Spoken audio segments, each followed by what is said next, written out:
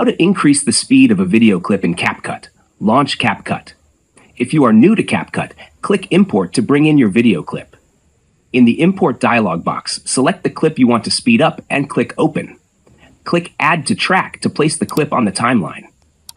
Trim the beginning, optional. To remove the initial part of the video and start at a specific point, e.g., where the gorilla confronts the lions, place the playhead at the desired position. Press Ctrl-B to split the clip. Select the unwanted section and press Delete to remove it.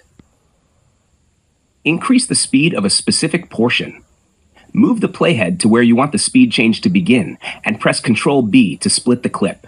Move to the point where the speed change should end and press Ctrl-B again. Select the segment you want to speed up. Click Speed, then drag the slider to the right to increase the speed. The clip will shorten automatically.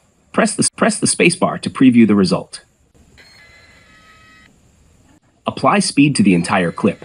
To speed up the entire video, select all clips on the timeline. Click Speed and adjust the slider as desired. Press the spacebar to preview the final result. Tech Tricks GH, teaching tricks and techniques in IT and design. Subscribe to give us a reason to do more.